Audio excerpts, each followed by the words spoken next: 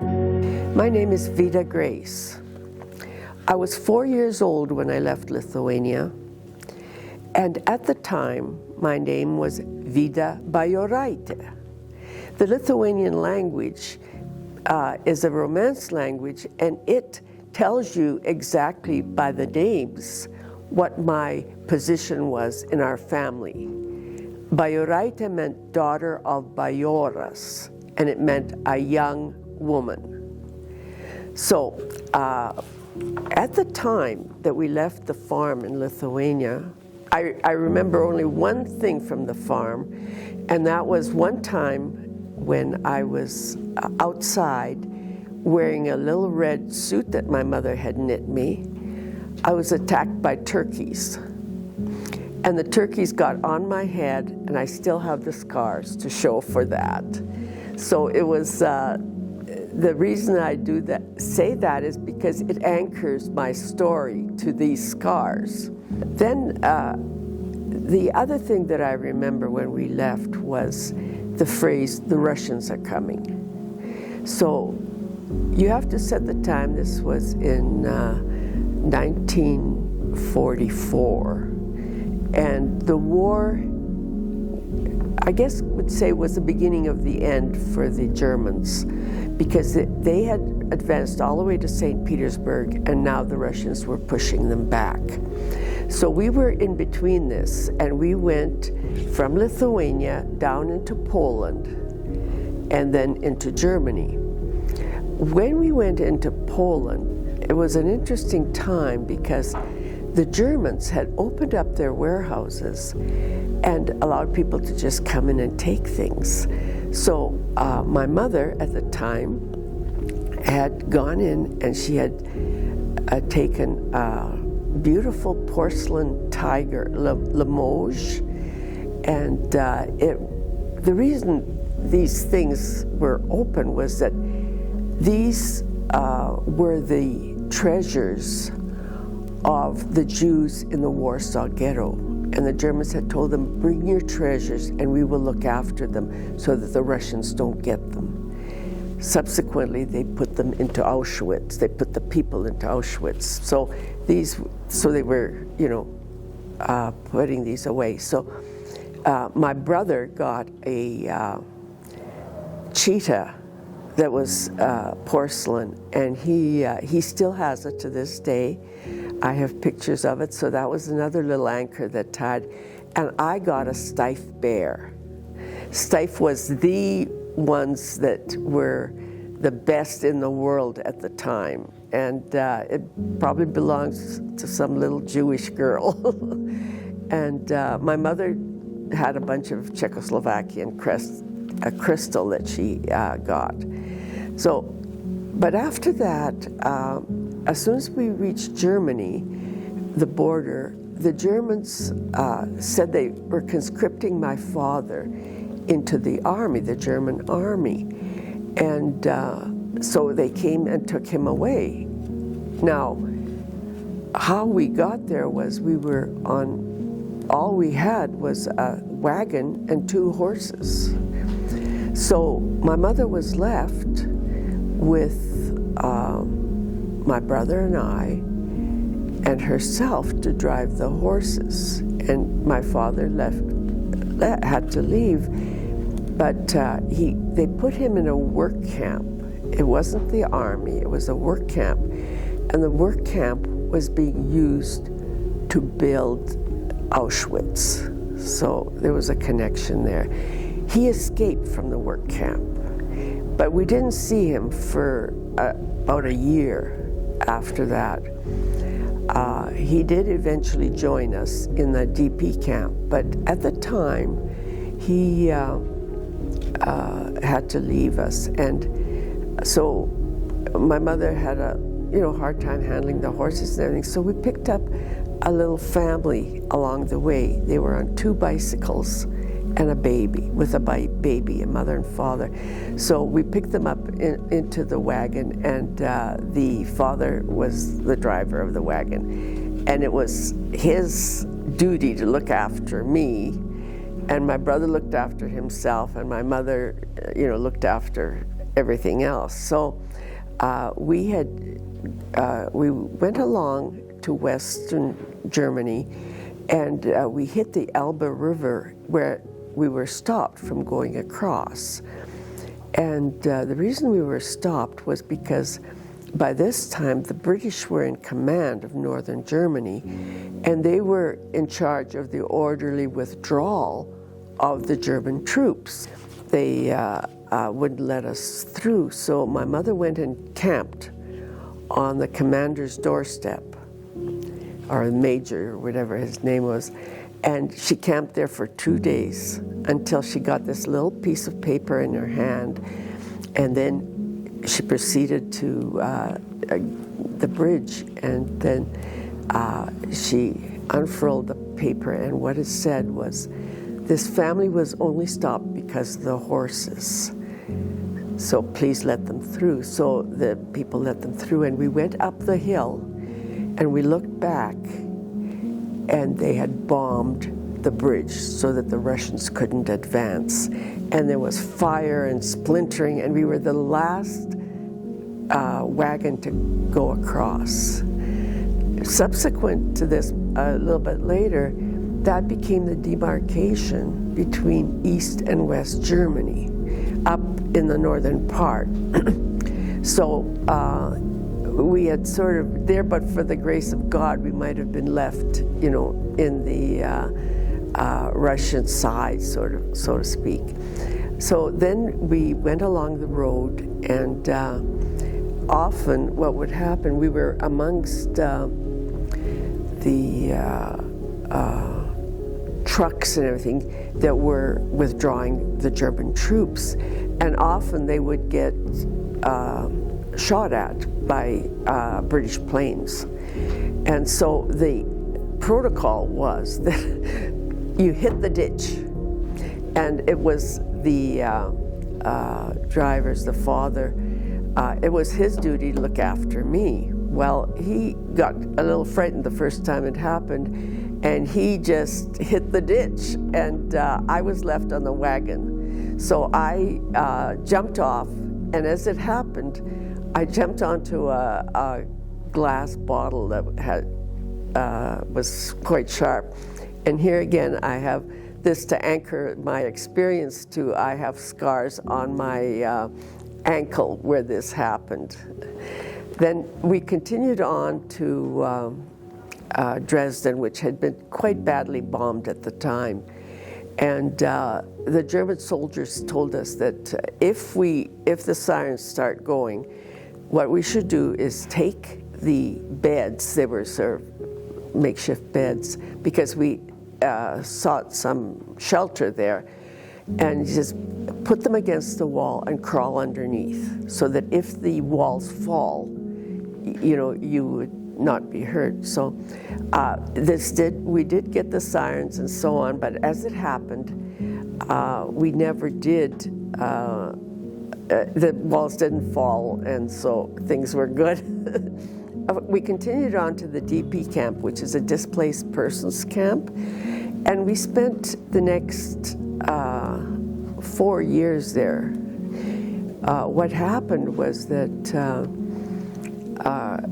essentially my dad joined us, and it was his job to find us a place to go emigrate to. And we had an opportunity to go to Australia, but my mother wouldn't go because she says it's too hot there. So then he found a place to come to Canada. In the meantime, we had quite a bit of hardship. The food wasn't there, although the German farmers around were very good. You know, they would share their food with the people in the DP camp, but you know, there just wasn't enough to go around. And I remember one time I had gone to the little farm that was nearby, and I found some strawberries, and I couldn't wait for them to ripen, so I started to eat them, and I got so sick. I still don't like strawberries to this day. I don't like turkeys either. You know, it's funny, your young experiences shape your life. Anyway, my dad found that Canada would take us, but only on the proviso if he went to Canada first and hoed sugar beets. Now, that was a little bit of a come down for my dad, but he was willing to do it. He had been a land surveyor in Lithuania. So he went, and he went for 2 years and hoed sugar beets in Pitcher Creek, Alberta. And after 2 years, I think there was a government program and the farmers together, they would pay for our passage to Canada. So we spent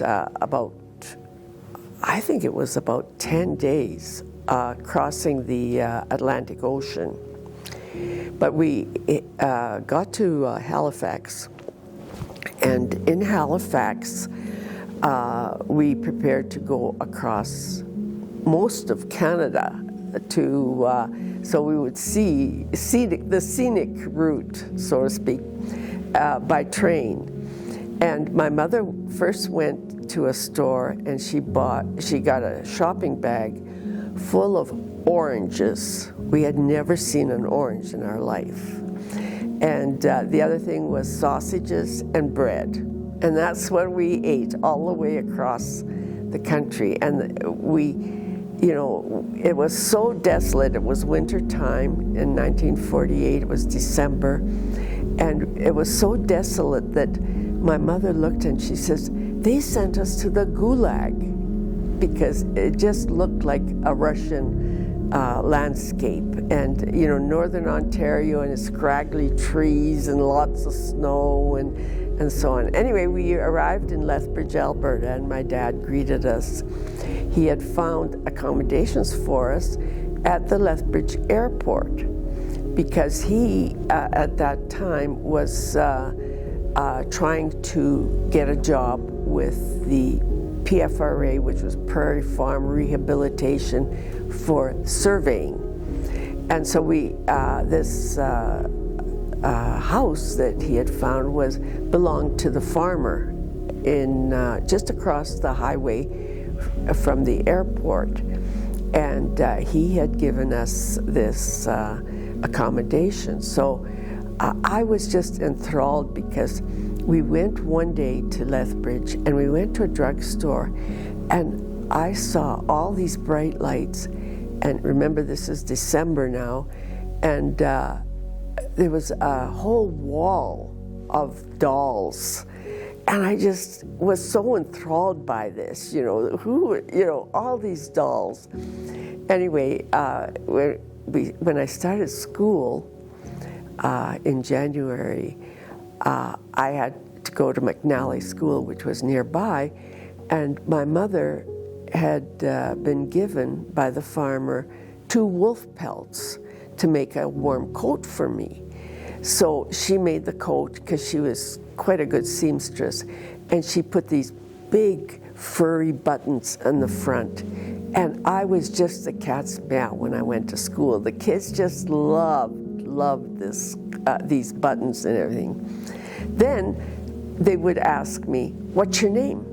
And I said, I couldn't answer them. I didn't know what they were saying. So I'd go home, and my dad had some English, and he was very good at languages. And he says, "I don't know." He says, "Say it slower." And I said, "I don't know how to say it slower. That's what comes out to me." So I went back to school, and they'd say, "What's your name?" And then I thought, "Vida." And that seemed to satisfy them. And that was my breakthrough into the English language. And I did the best I had gone to school in the DP camp, in the German school. So I did know some German, but I didn't know any English at all. But the thing that saved me was that I was very good at math. And math doesn't have a language, really. It's just numbers. And so, then from that, it was sort of the breakthrough, multiplication, times, and so on. And I learned the English language quite quickly, to the point where I remember my dad having to write his qualification exams for the Alberta Land Surveyor. And what we did was we went to the drugstore and got a Reader's Digest. the Reader's Digest always had a column of words with their meanings and so on. So we would peruse that, and then I would go and dictate to him a story, and he would write it out, and then I would correct it so that he learned the language that way better. And he did pass his exams subsequent to that. We then moved to Edmonton because my brother was going to school, and he was about to enter university. So he had one more year, grade 12. So we moved to Edmonton, and he went to St. Joseph's High School, and then he went on to university. But my dad always said that the education is the only thing that they can't take away from you. And that was very evident in his life as well. He became a land surveyor here, and we had a very good life. Also, I was 6 years behind my brother, so I went to school, elementary school here, and then I went to St. Joseph's when St. Joseph's became a mixed school, and subsequently went on to university. But it was an interesting time because we didn't have much, but the education was always a theme in our family. And then it just, as it happens, my brother went on to become an engineer, and he moved to Ontario.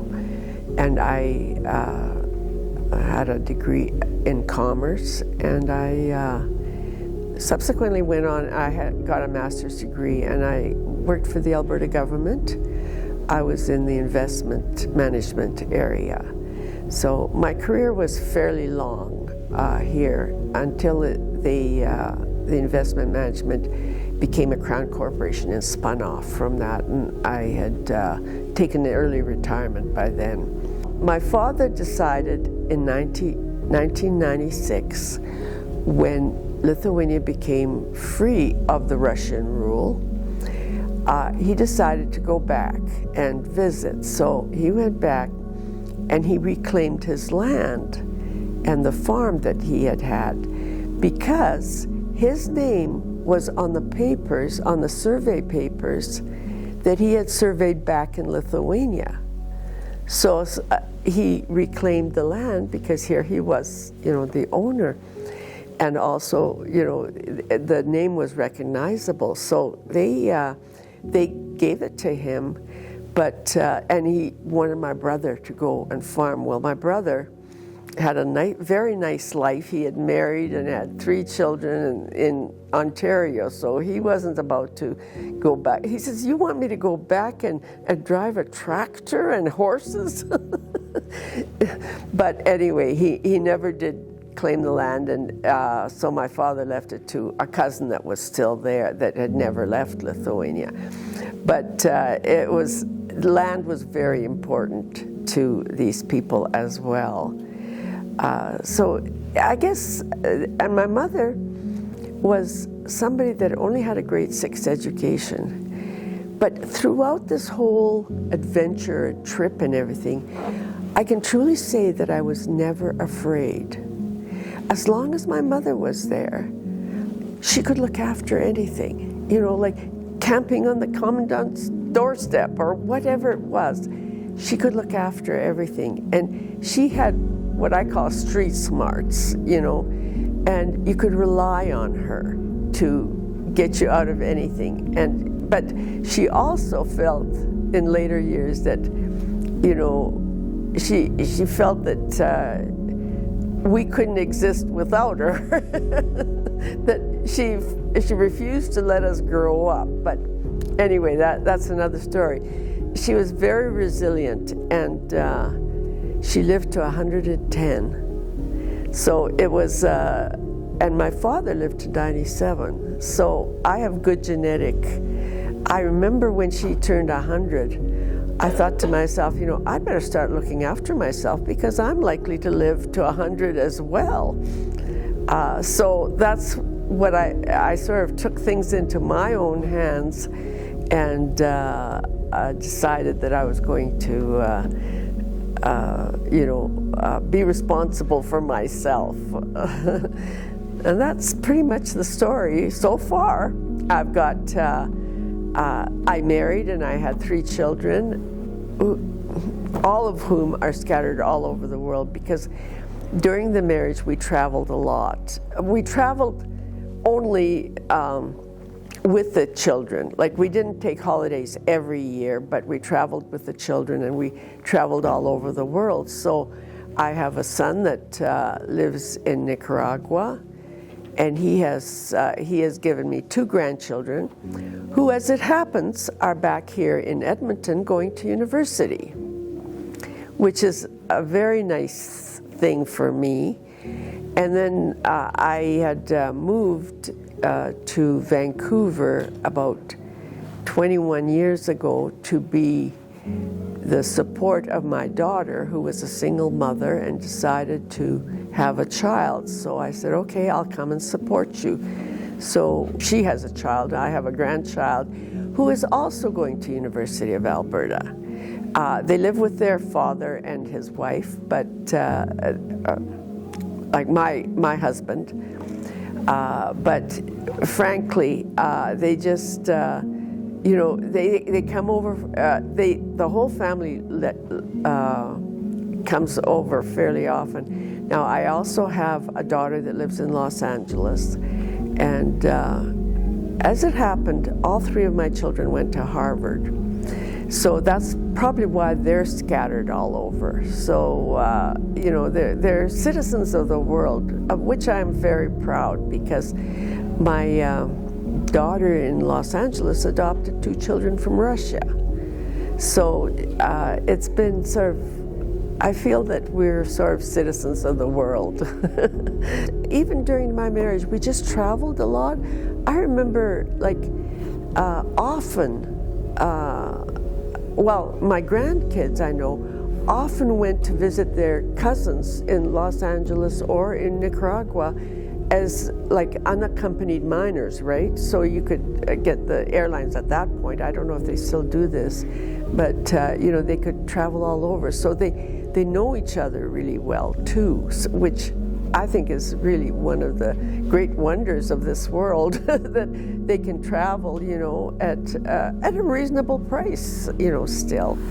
The fact that, my daughter has the 2 kids that are from Russia, and of course, in this day and age, they have 8 passports in their family. The 2 kids each have Russian, U.S. and Canadian passports.